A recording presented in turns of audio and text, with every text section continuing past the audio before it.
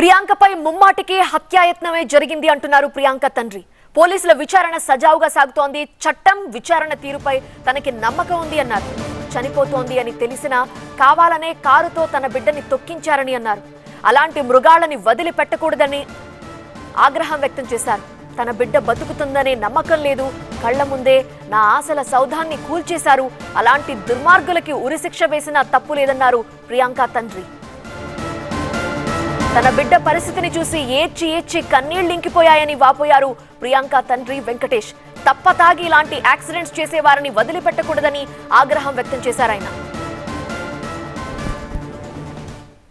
మీడియాలో ఏమొస్తున్నాయి, ఆ ఎఫ్ఐఆర్లో ఏముంది, ఇది కరెక్ట్గా నిందితులకు శిక్ష, ఒకవేళ మా అమ్మాయి చనిపోతే శిక్ష కరెక్ట్గా పడే స్కోప్ ఉందా, ఇంకేమన్నా ఇక్కడ లోకల్ ఇన్ఫ్లుయెన్స్తో ఏమన్నా పొరపాట్లు జరుగుతాయా, ఇది జరగకూడదు, కరెక్ట్గా న్యాయం జరగాలి మాకు అని చెప్పి ఇక్కడికి వచ్చాము.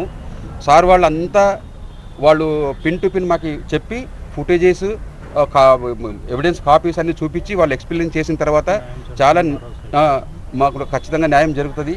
డిపార్ట్మెంట్ మేము పోలీసు వాళ్ళని నమ్ముతున్నాము. మా డౌట్స్ క్లియర్ అయింది. ఖచ్చితంగా వాళ్ళు ఖచ్చితంగా న్యాయం చేసే వేలోనే వెళ్తున్నారు ప్రాపర్గా.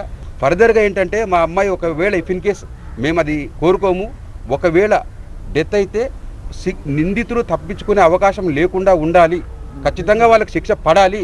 ఇందులో ఏ ప్రమేయాలు ఉండకూడదు, ఎవరి ఇన్ఫ్లుయెన్స్ పనిచేయకూడదు. డిపార్ట్మెంట్ పర్ఫెక్ట్గా పనిచేయాలి.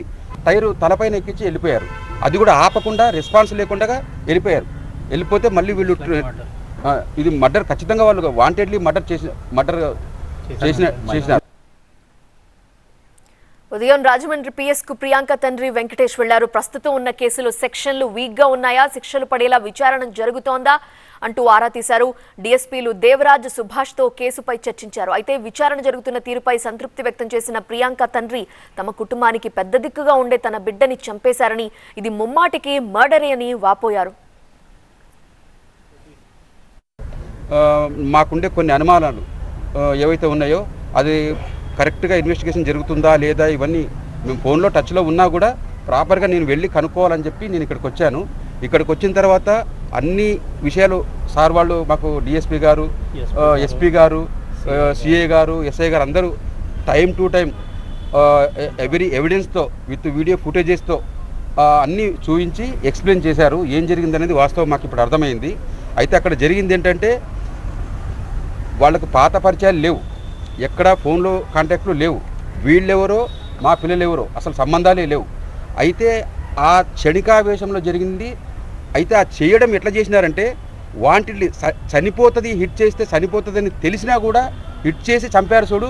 అది చాలా అమానవీయం. ఇటువంటి మృగాల్లాంటి మనుషుల్ని సమాజంలో శిక్ష వేయకుండా వదిలిపెట్టకూడదు. వీళ్ళకి కఠినమైన శిక్షలు పడాలి. ఉరి శిక్షలు ఉంటే కూడా ఇంకా నాలాంటి తల్లిదండ్రులు ఎంతో వాళ్ళకి మా పిల్లల ఆత్మహత్య శాంతిస్తుందని మేము సంతోషపడతాం. మాకుండే ఈరోజు కడుపు కొత్త నేను మాటల్లో చెప్పలేను. మా దుఃఖాన్ని ఎలా వ్యక్తపరచుకోవాలో నాకు అర్థం కావడం లేదు. అంత బాధగా ఉంది. మా కుటుంబానికి పెద్ద నష్టము. అంటే సార్ ఇప్పుడు మాల్లోకి మద్యం సేవించి వెళ్తున్నారా లేదా ఆ టెస్టులన్నీ ఆ గేట్ దగ్గర లేవు.